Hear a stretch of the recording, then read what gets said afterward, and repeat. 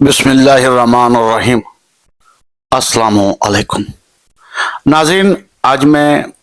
ایک واقعہ آپ کے سامنے پیش کرنے جا رہا ہوں، اور یہ واقعہ آیت اللہ ابراہیم کلباسی نے اپنی کتاب خصائص عباس علیہ السلام میں نقل کیا ہے۔ اور اس واقعہ میں انہوں نے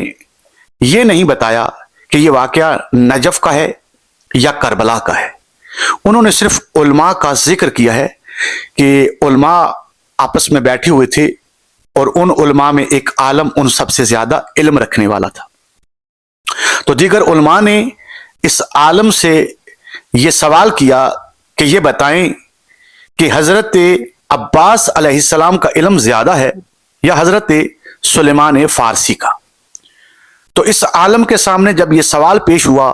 تو اس عالم نے ان علماء کے سامنے رسول اللہ صلی اللہ علیہ وآلہ وسلم کی ایک حدیث کو پیش کیا، اور وہ حدیث تھی کہ رسول اللہ نے فرمایا کہ سلیمان ہم اہل بیت علیہ السلام میں سے ہیں۔ پھر اس کے بعد اس عالم نے ایک اور حدیث مولا امیر کائنات علی ابن ابی طالب علیہ السلام کی، جو کہ اصول کافی میں موجود ہے، اس حدیث کو پیش کیا کہ امام علی علیہ السلام نے فرمایا کہ سلیمان کے پاس علم اولین اور آخرین ہے، اور یہ ایک ایسا سمندر ہے جو نہ ختم ہونے والا ہے۔ اس کے بعد اس عالم نے ایک اور حدیث کو پیش کیا، ائمہ اہل بیت علیہ السلام سے ہے، کہ جس میں یہ بیان ہوا ہے کہ سلیمان حکیم لقمان سے افضل ہے۔ ناظرین، یہ احادیث کو بیان کرنے کے بعد اس عالم نے یہ دلیل قائم کی کہ حضرت عباس علیہ السلام کے علم سے زیادہ حضرت سلیمان فارسی کے پاس علم تھا۔ اس کے بعد یہ محفل ختم ہو گئی، سب اپنے اپنے گھروں میں چلے گئے، اور یہ عالم بھی اپنے گھر چلا گیا۔ اس کے بعد کچھ دن گزرے، یہ علماء نے جب اس عالم سے دوبارہ ملاقات کی تو اس عالم نے اپنے پہلے موقف کو بدل دیا۔ اب ان علماء نے اس عالم سے سوال کیا، ابھی تو چند دنوں کی بات ہے کہ آپ نے ہمارے سامنے یہ استدلال کیا تھا ان احادیث کو پیش کر کے، جو کہ ائمہ اہل بیت علیہ السلام کی احادیث ہیں، آج آپ نے اپنے موقف کو کیوں بدلا؟ تو انہوں نے کہا کہ دراصل جب یہ میں نے موقف دیا، اس کے بعد جب میں چلا گیا تو میں نے ایک خواب دیکھا، اور خواب میں نے کیا دیکھتا ہوں کہ ایک بہت بڑی محفل ہے، اس محفل کے درمیان میں ایک کرسی لگی ہوئی ہے، اور اس کرسی کے اوپر ایک نورانی ہستی موجود ہے جو کہ حضرت عباس علیہ السلام ہیں، اور حضرت سلیمان محمدی جو ہیں وہ ان کے سامنے ایک خادم کی حیثیت سے ان کے حکم پر عمل کر رہے ہیں۔ اور اس کے بعد حضرت سلیمان محمدی نے ہاتھ کے اشارے سے مجھے اپنے پاس بلایا،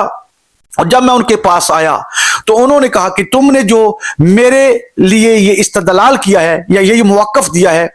یہ صحیح نہیں ہے۔ ہاں، اگر ہمارے یاسر، حذیفہ یمانی، عبداللہ ابن مسعود اور دیگر اس طرح کے جو افراد ہیں، اگر ان کے ساتھ میرا موازنہ کرتے تو پھر تمہارا استدلال بالکل ٹھیک تھا، لیکن تم نے اس ہستی کے ساتھ میرا موازنہ کیا کہ جو مالک ہیں اور میں نوکر ہوں۔ اور اس عالم نے اپنی آنکھوں سے یہ منظر بھی دیکھا کہ سلیمان محمدی حضرت عباس علیہ السلام کے سامنے ایک غلام کی حیثیت سے موجود تھے۔ اس کے بعد اس شخص نے اپنے ان الفاظ کو اور اپنی ان استدلال کو بدلا۔ تو ناظرین، کہیں ایسا نہ ہو کہ ہم بھی کہیں اس طرح کا کوئی استدلال کریں، تو میں نے یہ واقعہ آپ کے لیے اس لیے پیش کیا تاکہ آپ اور ہم سب اس واقعہ سے نصیحت حاصل کریں اور اس طرح کا کوئی استدلال نہ کریں، کیونکہ ائمہ اہل بیت علیہ السلام کہاں اور ان کے ماننے والے کہاں؟ کیونکہ ہم جس عادل امام کو مانتے ہیں، اگر وہ عادل امام سلیمان محمدی کو اتنا علم دے رہے ہیں کہ ان کے پاس